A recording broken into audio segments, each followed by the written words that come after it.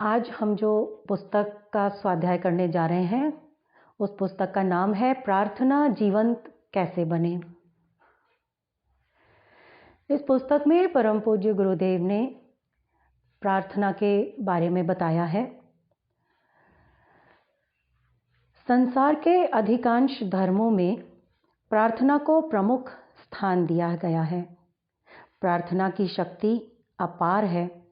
जब कोई भक्त भाव भरे अंतःकरण से आर्थ स्वरों में उस सर्वशक्तिमान परमपिता को पुकारता है, तो भक्त की अटूट श्रद्धा और अविचल विश्वास उसका सिंहासन हिलाकर उसे सहायता करने के लिए विवश कर देता है।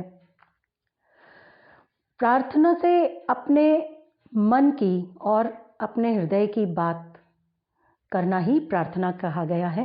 प्रार्थना के माध्यम से ही व्यक्ति अपने या दूसरों की इच्छा पूर्ति का प्रयास करता है। प्रार्थना में बड़ी शक्ति है। तंत्र, मंत्र, ध्यान, जप, ये सब प्रार्थना का ही एक रूप है। इसमें शब्दों का मतलब मंत्र और गीत आदि का प्रयोग हो सकता है। ये मौन भी हो सकती है। प्रार्थना करते समय शरीर, मन, वाणी तीनों अपने आराध्य देव को पुकारते हैं, या ये हम कह सकते हैं कि वो आराध्य देव की सेवा में एक रूप हो जाते हैं। प्रार्थना एक धार्मिक क्रिया है जो हमें ब्रह्मांड की महान शक्ति से जोड़ती है या जोड़ने की कोशिश करती है। प्रार्थना परिष्कार और परिमार्जन की उत्तम प्रक्रिया है। प्रार्थना से बल, विश्वास, प्रेरणा, आशा और सही मार्गदर्शन मिलता है। मानव में दया, परोपकार, ममता, सहनशीलता, सहयोग, सादगी, उच्च विचार आदि की वृद्धि होती है। सद्गुणों का विकास होता है। किसी विपत्ति में या संकट के समय प्रार्थना करने से बल मिलता है और साथ ही शांति और आत्मविश्वास भी बढ़ता है। इस पुस्तक के माध्यम से परम पूज्य गुरुदेव हमें प्रार्थना के बारे में बता रहे हैं कि प्रार्थना क्या है, प्रार्थना क्यों करते हैं, ये कितने प्रकार की है, इसका क्या महत्व है, दैनिक जीवन में इसका क्या स्थान है, प्रार्थना से रोग निवारण कैसे किया जा सकता है, ये सभी इस पुस्तक के माध्यम से हम जानेंगे। व्यक्तिगत प्रार्थना भी मन की स्वच्छता और अंतःकरण की पवित्रता की मात्रा के अनुसार प्रभावशाली होती है, लेकिन सामूहिक प्रार्थना यदि सच्चे हृदय से की जाती है तो चमत्कारी परिणाम उत्पन्न करती है। गणित में एक और एक मिलकर 2 होते हैं, लेकिन आध्यात्म में एक और एक मिलकर 11 होते हैं। इसी कारण वेद में सामूहिक प्रार्थनाओं का बाहुल्य रहा है। गायत्री मंत्र स्वयं एक सामूहिक प्रार्थना है जो सबके कल्याण के लिए की जाती है। सबके कल्याण में अपना कल्याण निहित रहता है, अतः प्रार्थना जन कल्याण के लिए करना ही श्रेष्ठ है। प्रस्तुत पुस्तक में प्रार्थना को जीवंत, सार्थक और प्रभावशाली बनाने के सभी पहलुओं पर जानकारी प्रस्तुत की जा रही है। इसका स्वाध्याय करके अन्य परिजनों को भी पढ़ाने का प्रयास करें, ताकि लोग विश्व शांति और विश्व कल्याण के लिए सामूहिक प्रार्थना करें। सर्वे भवन्तु सुखिनः, सर्वे सन्तु निरामया, सर्वे भद्राणि पश्यन्तु मा कश्चित् दुःख माप्नुयात्। हे भगवान, आप सर्वत्र समाये हुए हैं। कोई स्थान आपकी उपस्थिति से रिक्त नहीं। जड़ चेतन में आपकी ही सत्ता प्रकाशवान हो रही है। अन्य प्राणियों की भांति मेरे रोम रोम में भी आप ही समाये हुए हैं। संसार भर में जो कुछ हो रहा है उससे आप परिचित हैं, अतः करणों में बैठे हम सबकी भावनाओं को आप जानते हैं। मेरी प्रत्येक गतिविधि और भावना विचारणा का आपको भली भांति परिचय है। इस विश्व में कुछ भी ऐसा नहीं है जो आपसे छिपा हो। आप निष्पक्ष और न्यायकारी हैं। आपको सब मनुष्य, सभी प्राणी समान रूप से प्रिय हैं। आप सबके पिता हैं, इसलिए सभी प्राणी आपको समान रूप से पुत्रवत प्रिय होने स्वाभाविक हैं। आप सब पर प्रसन्न हैं और सब पर करुणा करते हैं। संसार की सुव्यवस्था के लिए न्याय तुला को का आपने जो पुण्य विधान बनाया है, वह सबके हित के होने से सब प्रकार उचित और उपयुक्त है। आप न्याय की रक्षा करने में तनिक भी विचलित नहीं होते, किसी के साथ पक्षपात नहीं करते, कर्म फल के अनुसार सबको सुख दुख का उचित दंड पुरस्कार देते हैं। इसमें आपकी करुणा, न्यायशीलता और निष्पक्षता ही सन्निहित है। सत्कर्म ही आपकी सबसे बड़ी पूजा है। सद्भावनाओं के पुण्य ही आपको प्रिय हैं। सद्विचारों में ही आपको अपनी सच्ची भक्ति की प्रतीति होती है। आपके बनाए हुए नियमों को कर्तव्यनिष्ठ होकर जो दृढ़ता पूर्वक पालन करता है, उसके सदाचार को ही आप भजन मान लेते हैं। ऐसा भजन करने वाला भक्त ही आपकी विशेष कृपा का अधिकारी बनता है। दूसरे को सताने या ठगने वाला वस्तुतः अपने आप को ही सताता और ठगता है, क्योंकि आप ही सब में विद्यमान होने के कारण उस अनाचार के शिकार होते हैं। प्राणियों के प्रति सद्भाव रखना और सद्व्यवहार करना वस्तुतः आपकी ही अर्चना वंदना करना है। अपने पुत्रों के साथ सज्जनता का व्यवहार करते देखकर आप किसी को अपना भक्त मानते हैं। ठीक भी है, पिता उसी से विशेष प्रसन्न होगा जो उसके पुत्रों के प्रति कर्तव्य से भी अधिक बढ़कर उदारता की श्रेणी का सद्व्यवहार करने का साहस करेगा। प्राणियों के साथ दुर्व्यवहार करके जिसने नीचता का परिचय देते रहने का क्रम बना लिया है, वो आपके शूल चुभाने वाला किस मुख से ये आशा करेगा कि आप उस पर प्रसन्न हो। ख्याति और बड़प्पन या अन्य किसी प्रकार का भौतिक प्रतिफल पाने के लिए किए गए धर्म आडंबर आपको प्रिय नहीं। आप कर्ता की भावनाओं को परखते हैं, इसीलिए परमार्थ केवल उसे ही मानते हैं जो निस्वार्थ और उदात्त भावनाओं से प्रेरित होकर किया गया हो। ऐसे ही सत्कर्मों की आप पुण्य में गणना करते हैं और उसी आधार पर किसी को पुण्यात्मा मानकर सद्गति प्रदान करते हैं। कर्तव्य पालन में चट्टान की तरह अडिग आपको परम प्रिय हैं।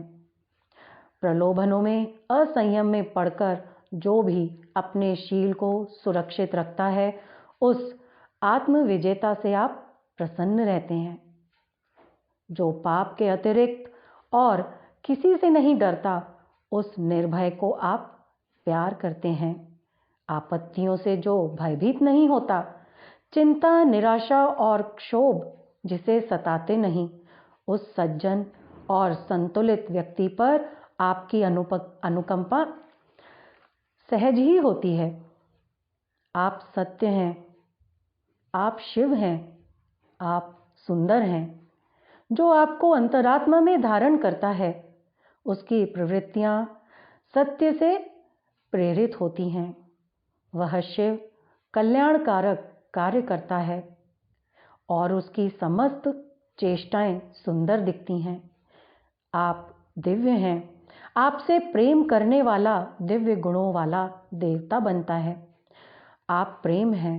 आपकी किरणें जिसके भीतर प्रतिभासित होंगी, वह सबको प्रेम की, मैत्री की, आत्मीयता एवं उदारता की ही दृष्टि से देखेगा। दूसरों के सुख दुख जैसी भली बुरी अनुभूति होगी। आप जिस पर प्रसन्न होते हैं उसे सद्बुद्धि और सन्मार्ग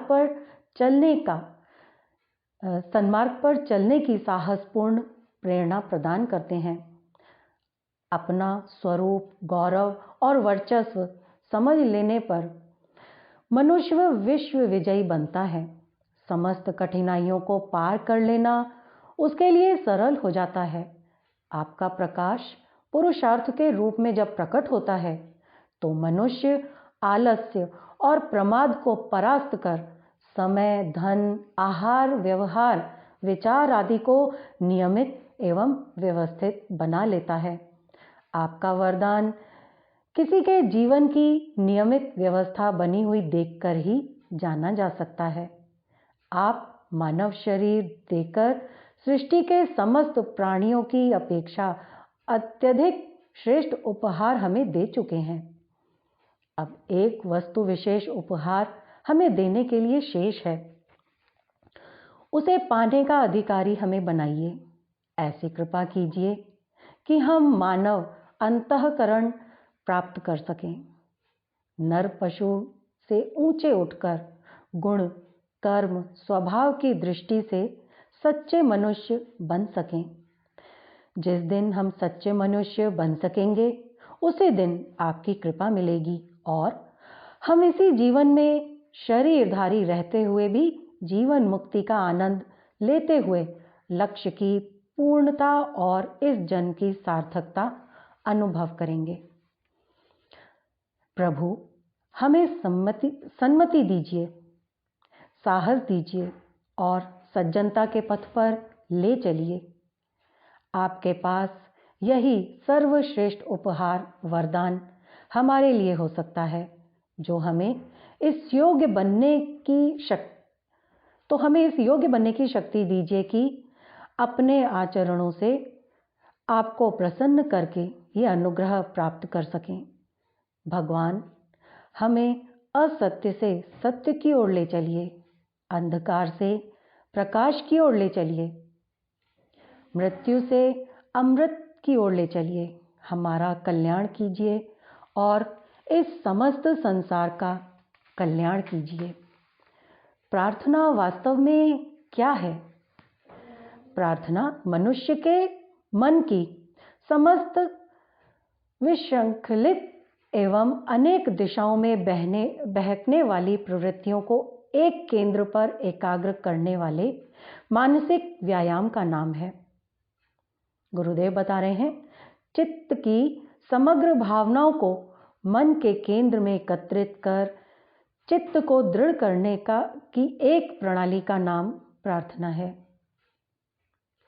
जब मनुष्य के मन में किसी प्रकार की इच्छा उत्पन्न होती है, वह संसार के व्यतिक्रम प्रवंचना से क्लांत हो जाता है।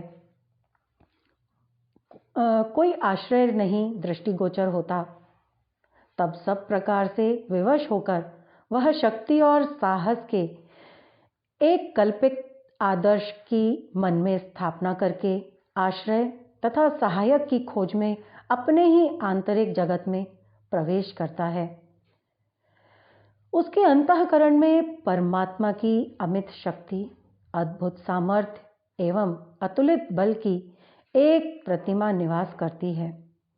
इस मानस चित्र की सृष्टि उसकी व्यक्तिगत श्रद्धा, आत्मविश्वास और आस्तिकता के बल पर विनिर्मित होती है।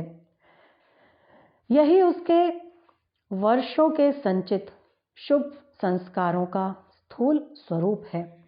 गुरुदेव आगे बता रहे हैं, उसके संस्कार ज्यों ज्यों परिवर्तित होते हैं त्यों तो यह मानस चित्र बदलता और पुनः विनिर्मित होता है।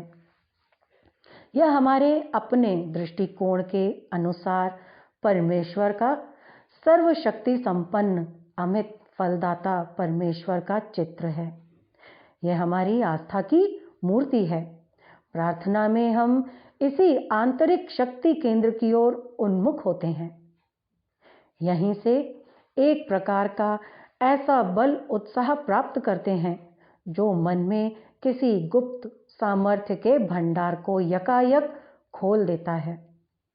गुरुदेव आगे बता रहे हैं, मन की ये आंतरिक गुप्त सामर्थ्य शरीर के अणु अणु में अद्भुत बल का संचार करती है। आशा की ज्योति जगमगा उठती है। पुरुषार्थ शक्ति से मन विभोर हो उठता है। वहां से ऐसी शांतिदायक विचारधाराएं प्रस्फुटित होती हैं जो प्रार्थी को अभय और सावधान बना देती हैं। यही प्रार्थना की स्पष्ट व्याख्या है। तत्वदर्शी का कथन है कि प्रार्थना का संबंध मानव के परम पुनीत तत्व आत्मा से है। आत्मा अनंत शक्तिवान है, सर्वगुण संपन्न, निर्विकार, निर्लेप है। उसमें पवित्र शक्ति का अज्ञेय खजाना है। मन इसके समीप निवास करता है। मन अन्य सभी अंगों की अपेक्षा सूक्ष्म और शक्तिशाली है। वस्तुतः जिस समय मन की शक्तियां आत्मविश्वास से आंतरिक केंद्र पर एकाग्र हो जाती हैं, तब इस पर आत्मा का प्रतिबिंब पड़ता है जो मन को अद्भुत सामर्थ्य से संपन्न कर देता है। इसे दैवी प्रेरणा के नाम से अभिहित किया जा सकता है।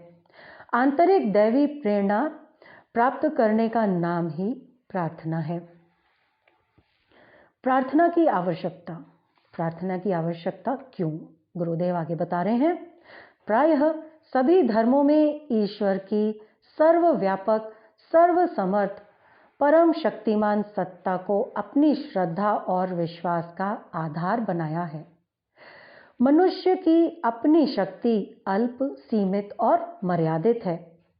संसार और जीवन की विभीषिकाओं में मनुष्य अपनी स्वशक्ति पर अपने आप को निरीह, असहाय अनुभव करता है, किंतु जब वह ईश्वर की व्यापक, शक्तिशाली सत्ता से अपने आप को जुड़ा हुआ पाता है तो उसे द्वंद्व स्वतः ही तिरोहित हो जाते हैं। उसके द्वंद्व स्वतः ही तिरोहित हो जाते हैं। ईश्वर का संसर्ग पाकर स्वशक्ति इतनी प्रबल हो जाती है कि द्वंद्व उसके लिए द्वंद्व नहीं रहते। कठिनाई, क्लेश, परेशानियों में भी मनुष्य संतुलित होकर आगे बढ़ता चला जाता है। ईश्वर पर दृढ़ आस्था और विश्वास मनुष्य को संतुलन और शक्ति प्रदान करता है। गुरुदेव आगे बता रहे हैं, अपने को ईश्वर सत्ता से संयुक्त करने के लिए शरणागति, आत्मनिवेदन, प्रार्थनाओं को धर्म का रचनात्मक रूप माना गया है। चिंतन, मनन, धारणा, ध्यान, समाधि का आयोजन ईश्वरीय सत्ता से एकीभूत होने के लिए, शक्ति प्रेरणा पाने के लिए, मानसिक संतुलन प्राप्त करने के लिए हुआ। मन के अंतर्द्वंद शांत होने पर मनुष्य को क्लेश पहुंचाने वाले अनेक मनोभावों का सहज ही निवारण हो जाता है।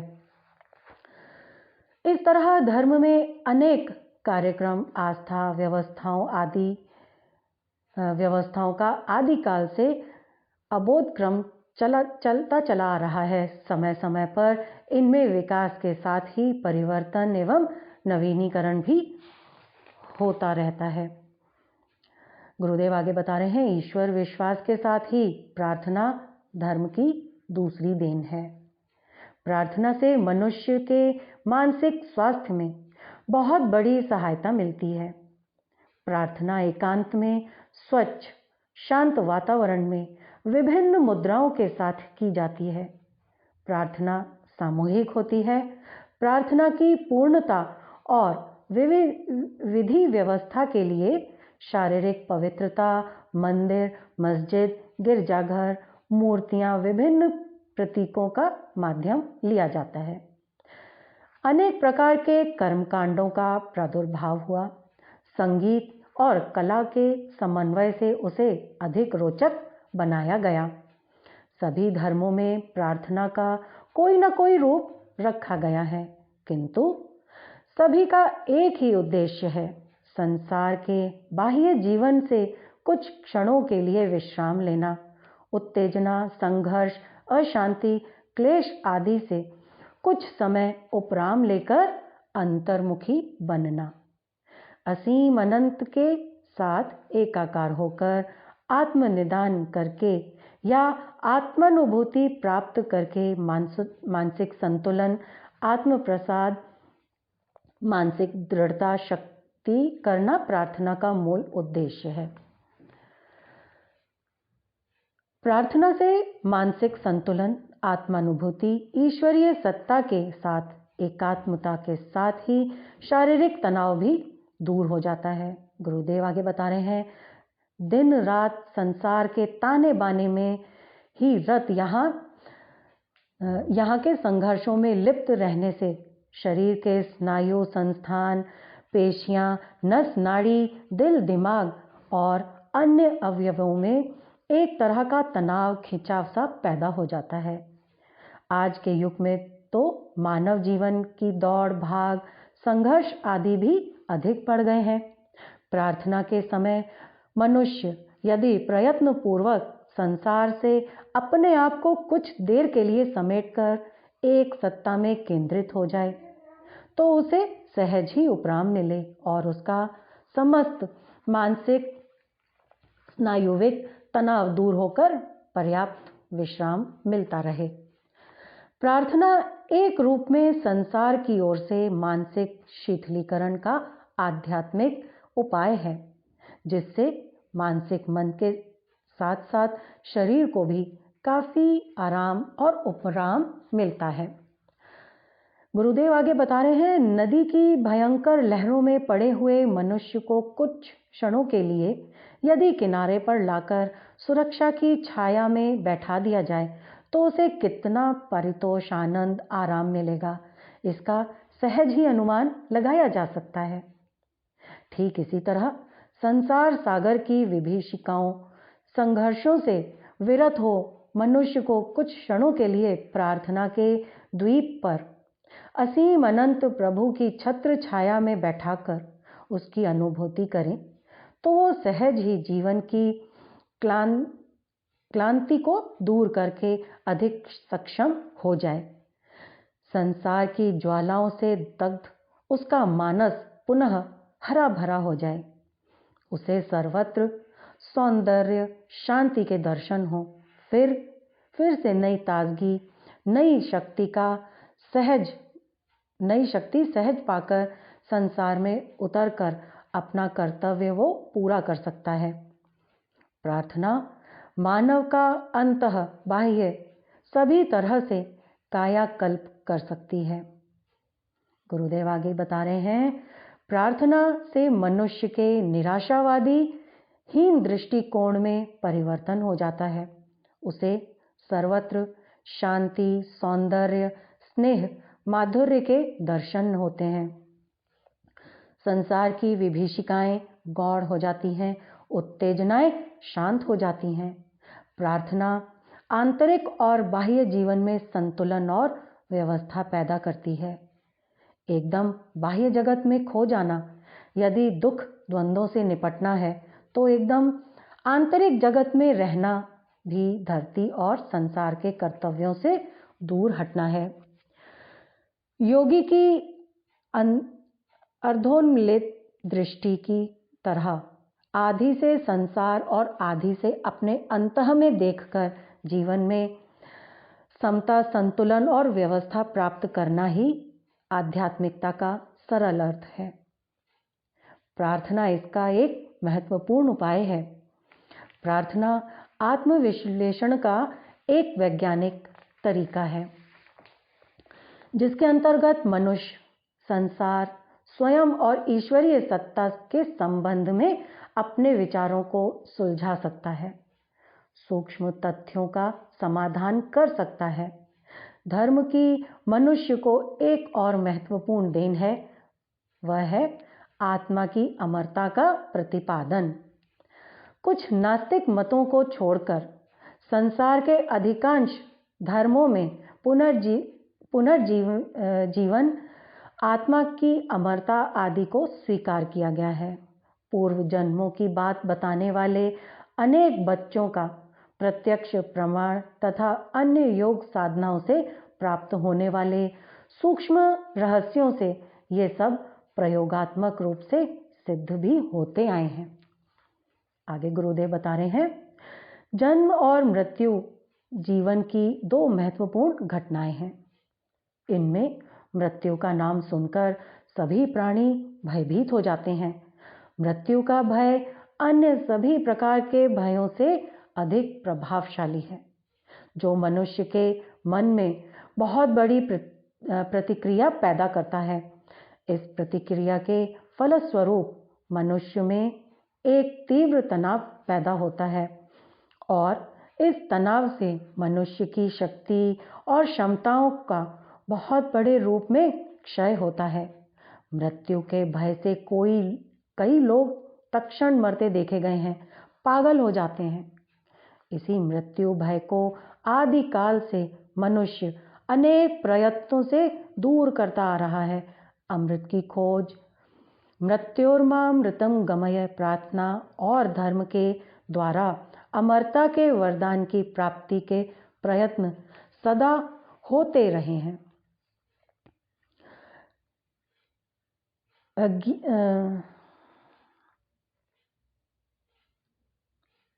एक मिनट।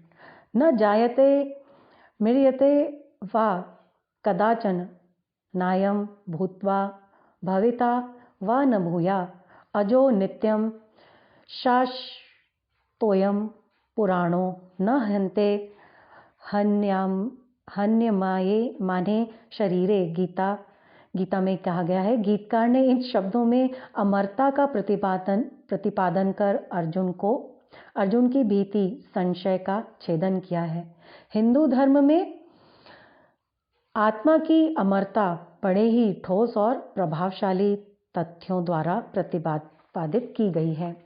अमरता से मृत्यु भय का निवारण कर मनुष्य के दृश्य जीवन को क्षणिक, नाशवान, अनित्य कहकर धर्म के मृत्यु के भयजनक और शरीर के मोह आसक्ति को दूर करने का प्रयत्न किया गया है। इतना ही नहीं, जन्म मृत्यु सामान्य सी घटनाएं बताई गई हैं। नित्य निरंजन जीवन में नित्य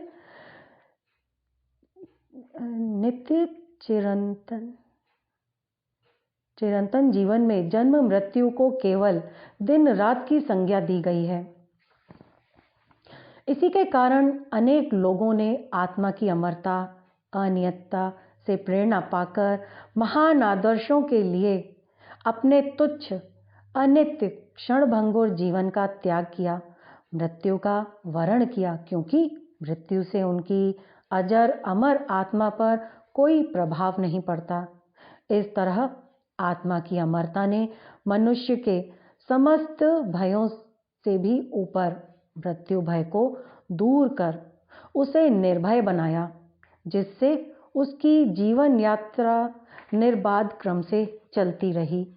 ईश्वर पर विश्वास, प्रार्थना, आत्मा की अमरता, इन तीनों ही धार्मिक आधारों के प्रति विज्ञान ने मनुष्य के आस्था विश्वास को नष्ट कर दिया है और वो आस्था और विश्वास का कोई नवीन आधार नहीं दे पाया है।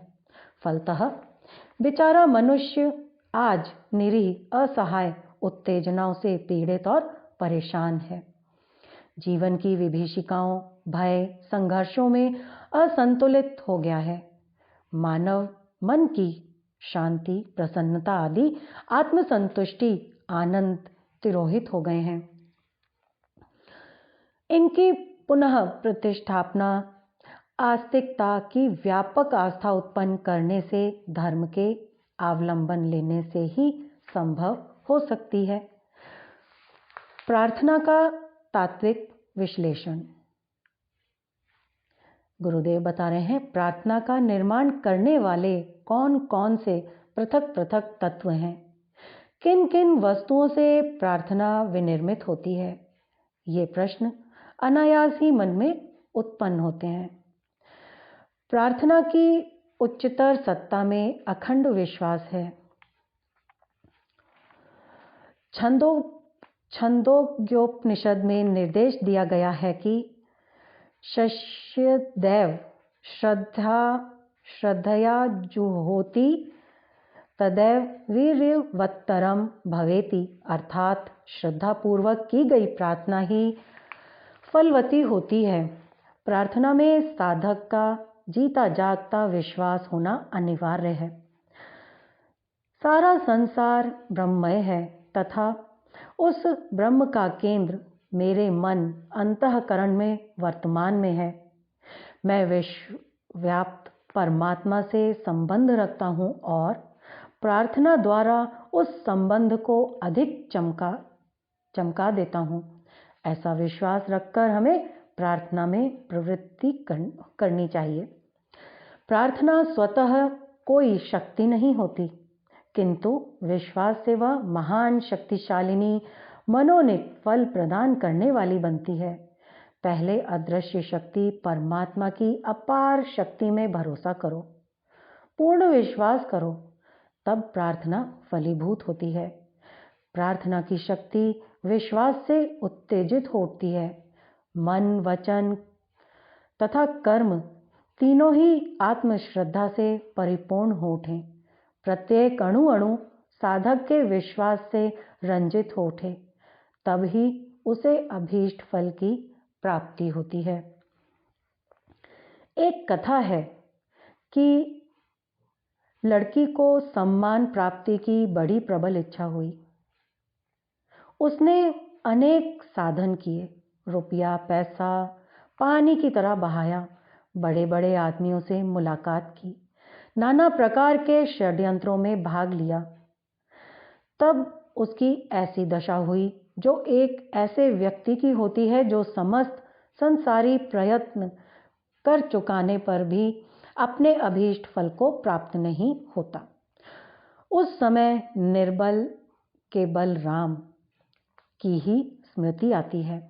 वह लड़की एक महात्मा के पास गई और उसने अपनी इच्छा प्रकट की। वो लड़की बोली, महाराज, मैंने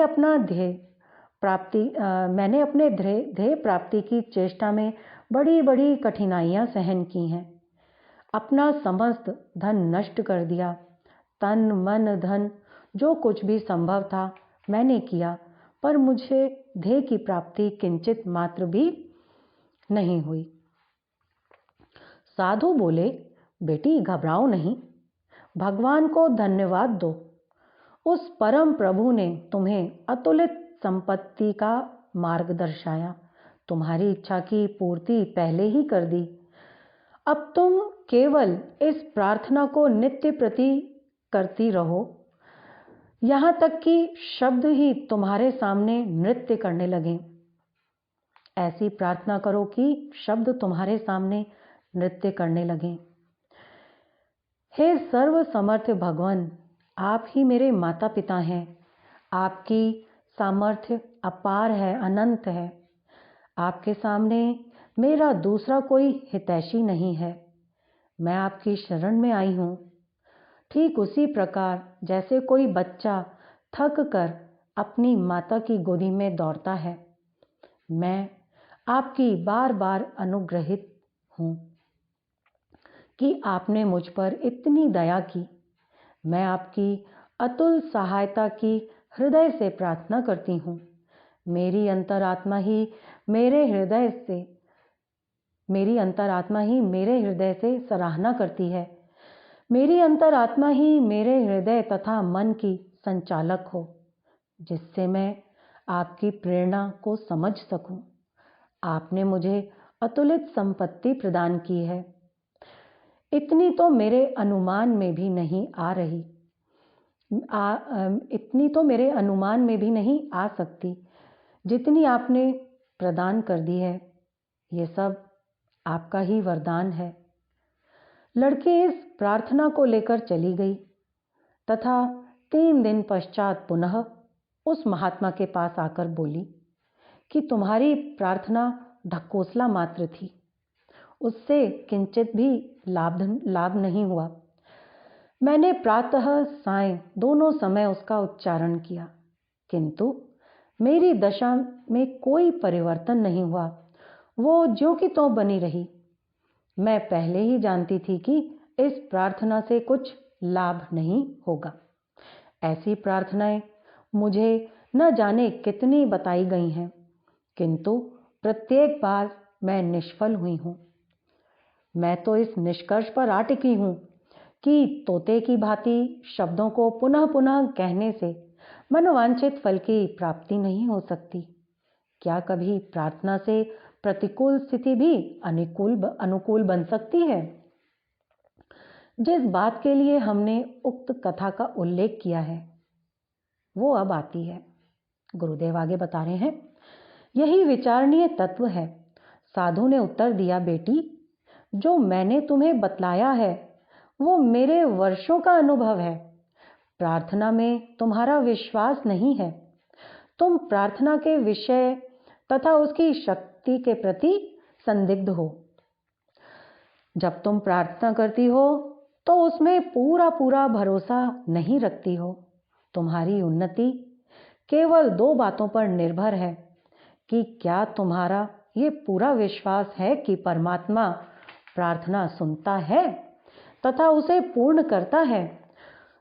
दूसरा ये है कि क्या तुम भली भांति समझती हो कि परमात्मा में इतनी शक्ति है कि वो तुम्हारी प्रार्थना पूरी कर दे। लड़की बोली, हाँ अवश्य, परमात्मा सब कुछ कर सकता है। पर साधु ने उत्तर दिया, बस जब तुम्हारे अंदर ये विश्वास है कि परमात्मा में अपार शक्ति है तो फिर संदेह के लिए स्थान ही कहाँ। इसके अनंतर उस साधु ने प्रार्थना के प्रत्येक शब्द की विस्तृत व्याख्या की और उस लड़की को प्रत्येक दिन धीरे धीरे पूरी श्रद्धा से ध्यान पूर्वक प्रार्थना करने का आदेश दिया।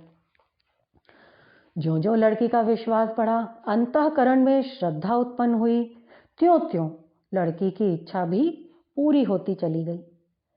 इस पूरी कथा का मर्म है विश्वास, जीता जागता विश्वास। प्रार्थना में श्रद्धा सबसे मूल्यवान तथ्य है। गुरुदेव आगे बता रहे हैं, श्रद्धा की अखंड धारा रोम रोम में, कण कण में, अणु अणु में भर लो, तब प्रार्थना आरंभ करो। श्रद्धा प्रत्येक वस्तु को असीम आंतरिक शक्ति प्रचुरता से अनुप्राणित करती हुई अग्रसर होती है।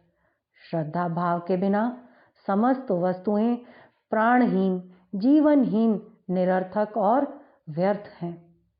गुरुदेव आगे बता रहे हैं, श्रद्धा से युक्त प्रार्थना बुद्धि को प्रधानता नहीं देती, प्रत्युत इसे उच्चतर धारणा शक्ति की ओर बढ़ाती है, जिससे हमारा मनोराज्य विचार और प्राण के अनंत साम्राज्य के साथ एकाकार हो जाता है। इस गुण से प्रत्येक प्रार्थी की बुद्धि में अभिनव शक्ति का सौंदर्य आ जाते हैं तथा उनकी चेतना उस अनंत ऐश्वर्य की ओर उन्मुख हो जाती है जो वाग्यांकल्पतरु है तथा जिसके बल पर मनुष्य मनोवांछित फल पा सकता है। स्वास्थ्य, सुख, उन्नति, आयु, जो कुछ हम प्राप्त करना चाहें वो श्रद्धा के द्वारा मिल सकते हैं। श्रद्धा उस अलौकिक साम्राज्य का राजमार्ग है। श्रद्धा से ही प्रार्थना में उत्पादक शक्ति, रचनात्मक बल का संचार होता है। तुम जिस प्रकार से चाहो प्रार्थना करो, चाहे चिल्लाकर, चाहे मूक रहकर, मन ही मन प्रार्थना करो, जी चाहे जैसे करो। हर हालात, हर स्थान, हर प्रकार से परमेश्वर तुम्हारी प्रार्थना सुनेगा, यदि उसमें विश्वास और श्रद्धा का प्राण है।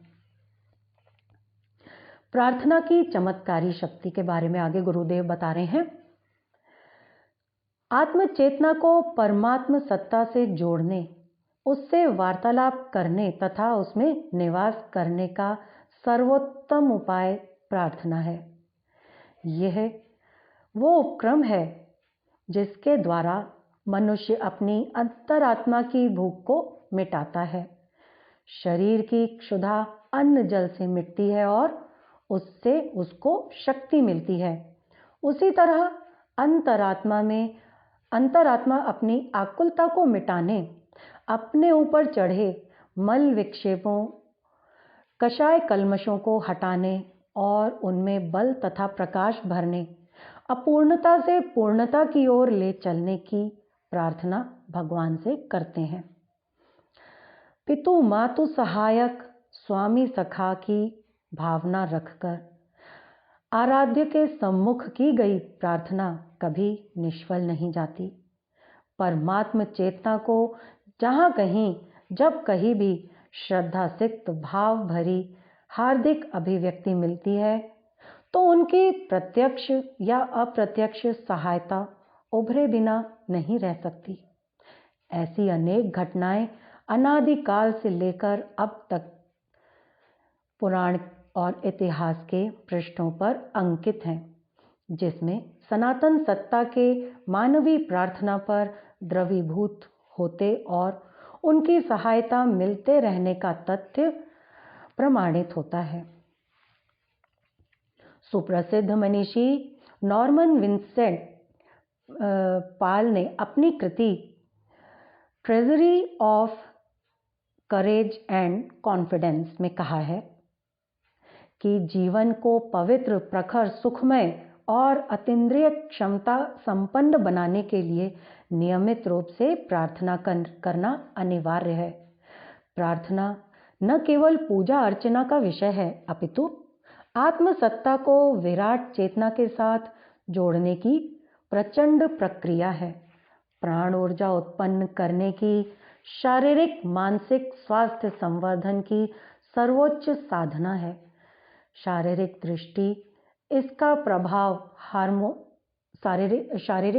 से इसका प्रभाव हार्मोन ग्रंथियों पर तो पड़ता ही है, साथ ही मानसिक स्तर को भी उत्कृष्ट चिंतन की दिशाधारा मिलती है। विधेयात्मक दृष्टिकोण इसी की परिणति है। पृथ्वी की गुरुत्वाकर्षण शक्ति के समतुल्य ही प्रार्थना भी ईश्वरीय सहायता को अपनी ओर आकर्षित करने में सक्षम है। पृथ्वी की गुरुत्वाकर्षण शक्ति के समतुल्य ही प्रार्थना भी ईश्वरीय सहायता को अपनी ओर आकर्षित करने में सक्षम है। भौतिक वेत्ताओं एवं चिकित्सा विज्ञानियों ने भी अब प्रार्थना को समर्थ अध्यात्मोपचार के रूप में मान्यता प्रदान की है। उनका मानना है कि प्रार्थना से न केवल उदासीनता और निराशा जन्य लाइलाज मानसिक व्याधियों वरन असाध्य समझी जाने वाली शारीरिक बीमारियों का निदान भी प्रार्थना की शक्ति से संभव है। पाश्चात्य देशों में इसके लिए नियमित रूप से सामूहिक प्रार्थना सभाएं आयोजित की जाती हैं और उनके प्रतिफल भी उत्साहवर्धक रूप से सामने आते हैं। इस संदर्भ में मूर्धन्य विद्वान फ्रैंक एडवर्डसन ने अपनी पुस्तक स्ट्रेंज वर्ल्ड में अमेरिका के टोनेंसी राज्य के शेखुंस्थान की मार्गरेट जैक्सन नामक एक बालिका का उदाहरण प्रस्तुत किया है। मार्गरेट तब 2 वर्ष की थी कि अचानक बीमार पड़ गईं। चिकित्सकों ने बहुत जांच पड़ताल की पर रोग की भयंकरता उनके समझ में नहीं आ सकी। अतः उसे नेशविले के वॉन्डरविल्ट हॉस्पिटल में लेके जाया गया। महीनों की सघन चिकित्सा के बावजूद उसको अंधी होने से बचाया न जा सका। वो अंधी होने लगी। बालिका अपने घर लौट आई। पता नहीं ये बीमारी आगे चलकर क्या स्वरूप धारण करे। ये भय मार्गरेट के पिता को, जो कि एक विद्युत कर्मी थे, वो सताता रहता था। अतः उन्होंने अपनी ये व्यथा एपिस्कोपल मिशन के पादरी उनको बताई और कहा कि इस लड़की की बीमारी का निदान डॉक्टर ठीक से नहीं कर पा रहे हैं, क्या किया जाए। पादरी ने लड़की के माता पिता को प्रार्थना की शक्ति में विश्वास कराते हुए नियमित रूप से लगातार प्रार्थना करने का सुझाव दिया। अब तो मार्गरेट सहित उसके माता पिता 2 वर्ष तक नियमित रूप से उसकी आंख की दृष्टि लौट आने के लिए प्रार्थना करते रहे। बीच बीच में पादरी महोदय भी सामूहिक प्रार्थना में सम्मिलित हो जाते थे। 2 वर्ष पूरे होने को आए ही थे कि एक दिन फिर से पूर्व हुई बीमारी का पुनरावर्तन हुआ, जिसके कारण उसे हॉस्पिटल वापस लेके जाया गया। 4 वर्ष की मार्गरेट पर फिर अनेक प्रशिक्षण किए गए। इस बार भी रोग का सही पता नहीं चल सका। चिकित्सकों को असफलता ही हाथ लगी। रोग को असाध्य मानकर उसे हॉस्पिटल से छुट्टी दे दी गई। नेत्रहीन लड़की को भाग्य भरोसे छोड़कर उसके माता पिता साथ लेकर घर आ गए और उसकी स्वास्थ्य रक्षा के लिए अपने उपासना गृह में बार बार ईश्वर से प्रार्थना करते रहे। आगे क्या हुआ? कुछ ही दिन बीते थे कि एक रात्रि मार्गरेट के पिता ने सिगरेट सुलगाने के लिए जो ही माचिस जलाई, उसके प्रकाश को देखकर वह उसे पकड़ने के लिए दौड़ पड़ी। मार्गरेट के पिता ने सिगरेट जलाने के लिए माचिस जलाई तो उसके प्रकाश को देखकर मार्गरेट दौड़ पड़ी। लोगों के आश्चर्य का ठिकाना न रहा। 2.5 वर्ष की लंबी बीमारी के पश्चात मार्गरेट की आंखों की रोशनी लौट आई थी। इस घटना के बाद उसकी दृष्टि में सुधार होता चला गया और कुछ ही महीनों में वो पूर्ण रूप से स्वस्थ हो गई। आंखों पर किसी प्रकार के चश्मे की भी आवश्यकता नहीं रही। पादरी ने इस घटना को प्रार्थना की शक्ति का जीवंत उदाहरण बताया और कहा कि मनुष्य यदि भीतर की ईश्वरीय शक्ति में सच्ची श्रद्धा उत्पन्न कर सके तो उस आधार पर बड़े से बड़े संकटों पर भी विजय प्राप्त कर सकता है। इसी तरह एक अन्य घटना का वर्णन है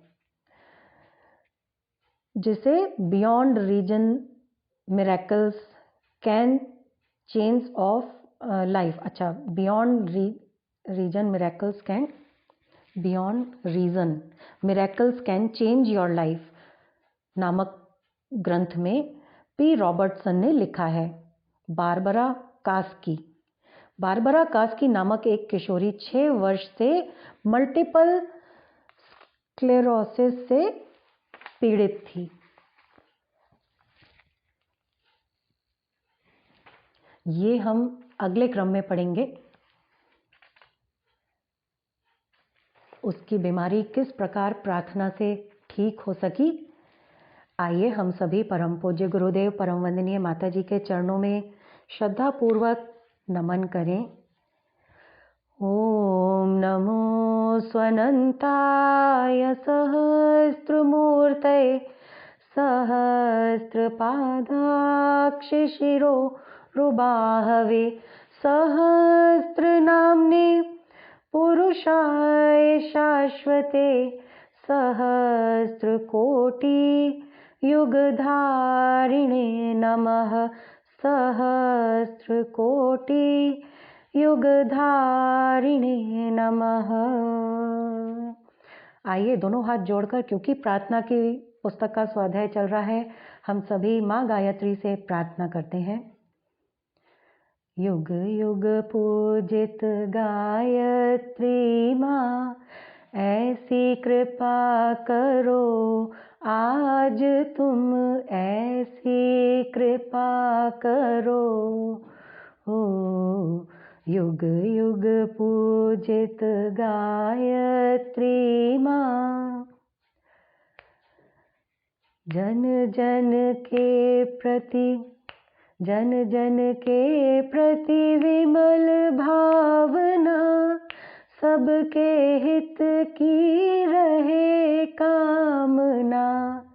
ये जीवन ही बने साधना, मेरे मन में कर्तव्यों के प्रति अनुराग भरो।